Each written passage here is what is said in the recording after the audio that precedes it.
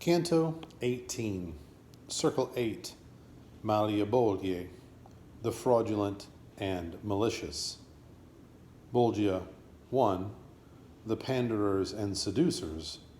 Bolgia 2, the flatterers. There is in hell a vast and sloping ground called Malebolge, a lost place of stone as black as the great cliff that seals it around. Precisely in the center of that space there yawns a well extremely wide and deep. I shall discuss it in its proper place. The border that remains between the well pit and the great cliff forms an enormous circle, and 10 descending troughs are cut in it, offering a general prospect like the ground that lies around one of those ancient castles whose walls are girded many times around by concentric moats.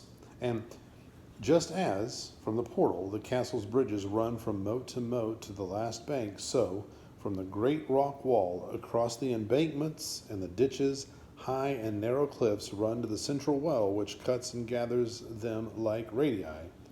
Here, shaken from the back of Geryon, we found ourselves. My guide kept to the left, and I walked after him, so we moved on. Below, on my right, and filling the first ditch along the banks, new souls in pain appeared, new torments, and new devils black as pitch. All of these sinners were naked. On our side of the middle, they walked towards us. On the other, in our direction, but with swifter stride. Just so the Romans, because of the great throng in the year of the Jubilee, divide the bridge in order that the crowds may pass along, so that all face the castle as they go, on one side toward St. Peter's, while on the other, all move along facing toward Mount Giordano. And everywhere along that hideous track I saw horned demons with enormous lashes moving through those souls, scourging them on the back. Ah, how the stragglers of that long route stirred their legs' quick march at the first crack of the lash. Certainly no one waited a second or third. As we went on, one face in that procession caught my eye, and I said, "That sinner there. It is certainly not the first time I've seen that one." I stopped, therefore, to study him, and my guide, out of his kindness, waited, and even allowed me to walk back a few steps at the sinner's side. And that flayed spirit, seeing me turn around, thought to hide his face, but I called to him, "You there, that walk along with your eyes on the ground, if those are not false features, then I know you as Venedico Cacciaminco of Bologna. What brings you here among this pretty crew?" And he replied, "I speak unwillingly, but something in your loving voice, in which I hear the world again, stirs and compels me. It was I who brought the fair Gisola round to serve the will and lust of the Marquis, however sordid that old tale may sound. There are many more from Bologna who weep away eternity in this ditch. We feel it so there are not as many tongues that they're taught to say Sipa and all the land that lies between the Reno and the Saveno, as you must know from the many tales of our avarice and spleen." And as he spoke, one of those lashes fell across his back, and a demon cried, "Move on, you pimp!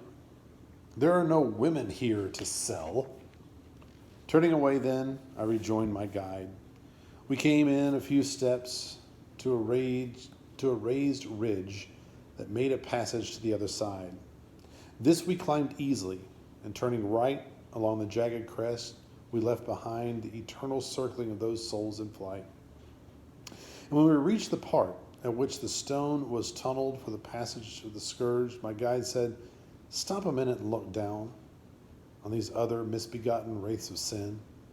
You have not seen their faces, for they moved in the same direction you were headed in."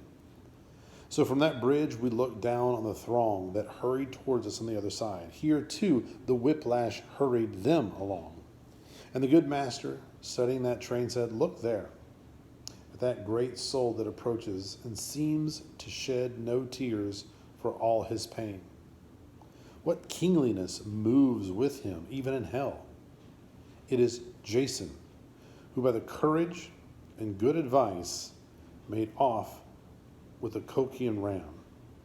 Later, it fell that he passed Lemnos, where the women of wrath, enraged by Venus's curse that drove their lovers out of their arms, put all their males to death. There, with his honeyed tongue and his dishonest lover's wiles, he gulled Hypsipyle, who, in the slaughter, had gulled all the rest. And there he left her, pregnant and forsaken. Such guilt condemns him to such punishment. And also, for Medea is vengeance taken.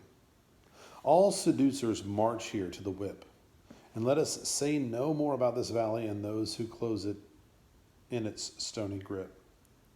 We had already come to where the walk crosses the second bank, from which it lifts another arch, spanning from rock to rock.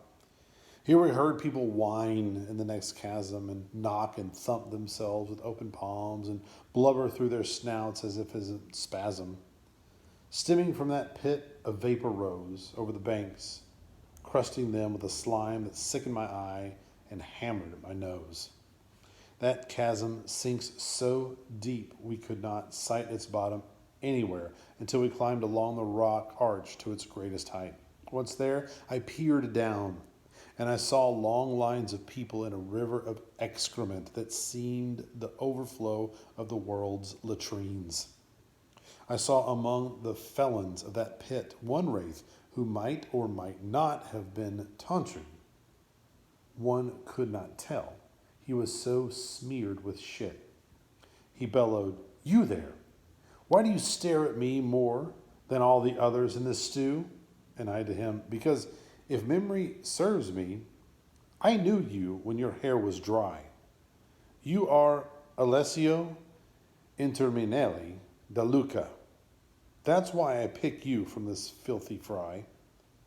And he then, beating himself on his own clown's head, "Down to this have the flatteries I sold the living sunk me here among the dead." And my guide prompted then, "Lean forward a bit and look beyond him. There, do you see that one scratching herself with dungy nails? The strumpet who fidgets to her feet, then to a crouch? It is the whore Thais, who told her lover when he sent to ask her, 'Do you thank me much?' Much? Nay, past all believing. And with this, let us turn from the sight of this abyss."